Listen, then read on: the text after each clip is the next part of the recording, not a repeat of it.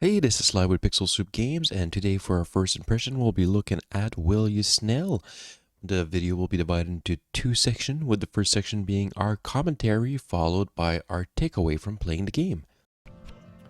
So the controls are pretty straightforward. We got right, left, up, and you got a double jump. So I like the AI. I find he's really well integrated into the game, and he's got some really cool dialogue. You can tell the creator did a lot of nice little touch, so like just the fact that this countdown goes faster and faster, it's kind of satisfying when you hear the ticking. All the platform has some nice glow effects to them. The snail has a nice glow effect and a trail, particle trail. You can see where you jump from and your jump pattern, which is very satisfying as a platformer. It's a really nice idea. The snail has some pretty smooth animation. I like his eyes, like whenever he's running, like go backwards. And the learning curve is pretty good when you're playing the game. The game shows you the new challenges and introduces you to new challenges very naturally. I think it's Jonas that did the voice acting as well, and he's got some pretty funny expressions I find whenever he's laughing.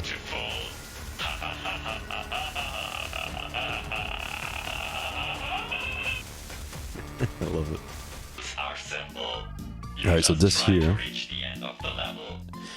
is the first level where we actually introduce the AI, and this is essentially what the game is about. Now the AI is going to try to predict your movement and try to kill you. So you can see all these spikes are appearing, and they tend to appear wherever you're going to go. If I stay here, they're going to appear here. Boom. Right, so let me just try to get out of here. And you can see it's pretty difficult.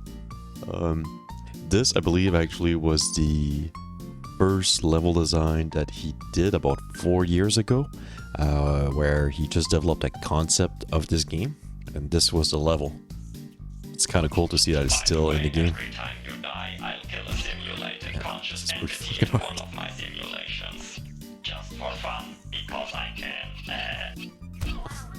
So the game does a pretty nice job at having some random elements to it, but at the same time it's also very skill based, so it's a pretty interesting combination.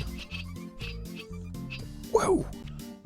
I think I heard Jonas say in one of his videos that he wanted to make the respawn really quick so that you can get in the game right away, so there's no like dying scene or anything. You just die and you respawn, and that was to try to create that one more time effect. So as soon as you die, you just go ahead and you try again. See? And it does work. Because you die a lot.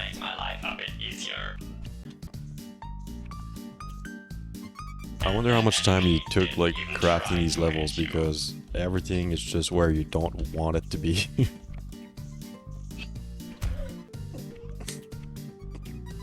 I think a little piece of me just died. And now for our first impression of Will You Snail. We're going to divide this into 3 categories.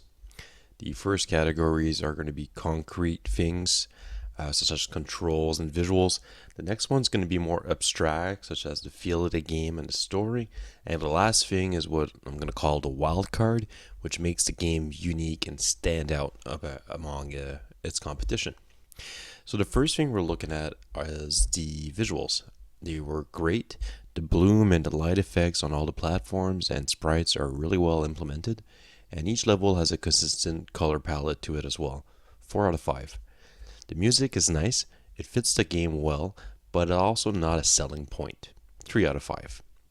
Controls are great, although very simple, they're very responsive. And little details like jump forgiveness features makes all the difference in the feel of the game. 4 out of 5. The animations are nice, they were well implemented and very natural. That being said, it's not the key element that makes the game great. 3 out of 5. Special effects are great. Jonas really made something great from simple drawings. Everything really pops, and there's a huge amount of small details that makes the game stand out. 4 out of 5. The story, from what I've seen so far, is very interesting. The concept of playing against a self-aware AI is really unique. 4 out of 5. I had a great sense of purpose while playing the game. It's clear what to do and what the mechanics are. 4 out of 5. The game is very immersive. The more I played it, the more I felt part of the world, and the narration from the AI greatly helped this feeling. 4 out of 5. The learning curve felt perfect to me. The creator really understands the mentality of his players, and it shows in the progression of this game. 4 out of 5. The atmosphere feels very great and unique. Very well made. 4 out of 5. And lastly, for the wild card, I'm going to say that it's simply an amazing game. The whole concept of this game and the way that it was implemented is simply brilliant in my opinion. Truly a unique game that hits the nail on the head. It's really impressive work. 5 out of 5.